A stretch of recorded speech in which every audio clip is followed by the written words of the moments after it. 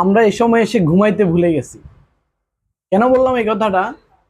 কারণ হচ্ছে আমি সাধারণত চেষ্টা করি 9:30-10টার মধ্যে ঘুমাইতে যাওয়ার জন্য, আবার যেন তাড়াতাড়ি উঠতে পারি এই চিন্তা ভাবনা থেকে। তো আমারই কিছু কাছের শুভাকাঙ্ক্ষী ফোন দিয়ে খুব বিরক্ত বোধ করে আমি যখন ফোন ধরতে একটু অসুবিধা হয় বা দেরি হয় রাত্রে। কারণ 11টা, আমি 10টায় ঘুমাইলাম, 11টা 12টায় যদি কেউ ফোন দেয় তখন ফোনটা ধরতে তো একটু কষ্ট লাগবেই, স্বাভাবিক একটা বিষয়।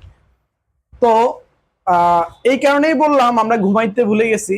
কারণ আমি যতটুকু দেখলাম বা বিভিন্ন রিসার্চ পড়ে বা ভিডিও দেখে যেটা ভাবলাম বা দেখলাম, সেটা দেখলাম যে মানুষ ঘুমাইতে যাওয়ার মোটামুটি আধা ঘন্টা পর থেকে সাধারণত হচ্ছে 9:30-10টায় যদি ঘুমায়, মোটামুটি 4:30 পর্যন্ত, 3:30 পর্যন্ত খুব ভালো ঘুম হয়। কারণ হচ্ছে আমাদের ব্রেইন যে সারাদিন কাজ করে, আমাদের বডিটা যে কাজ করে, বডিটারও একটা রিসার্চের প্রয়োজন আছে।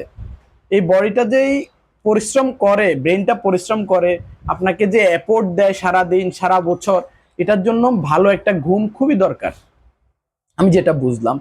তো আমরা একটু তাড়াতাড়ি ঘুমাইতে গেলে তাড়াতাড়ি উঠতে পারি। কারণ ছোটবেলায় একটা পড়া পড়েছিলাম, early to bed early to rise.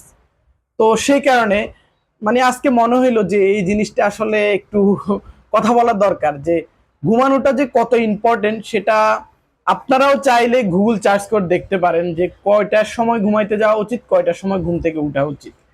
তো আমাদের বিভিন্ন সময় দেখি আমরা, কারণ হচ্ছে আমার শুভাকাঙ্ক্ষী যারা আছেন, তারা সাধারণত একটু কাজ শেষ করতে করতেই 9টা 10টা 11টা বেজে যায়। তাদের হিসাব হচ্ছে যে খাওয়া দাওয়া করবো, তারপর হচ্ছে 11টা 12টা ছাড়া কিসের ঘুম, আবার হচ্ছে 9টা 8টা এরকম করে উঠবো, এরকম চিন্তা ভাবনা আর কি। কিন্তু আমার আগে থেকেই একটু মানে আমি অভ্যাস করছি যে একটু তাড়াতাড়ি ঘুমাইতে যাব, একটু তাড়াতাড়ি উঠবো এই চিন্তা করে। তো অনেকে আমার প্রতি খুব ক্ষিপ্ত, আমি কেন এত তাড়াতাড়ি ঘুমাইতে যাই।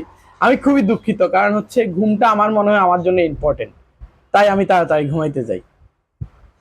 আপনারাও ট্রাই করতে পারেন, দেখবেন ভালো লাগবে আশা করি।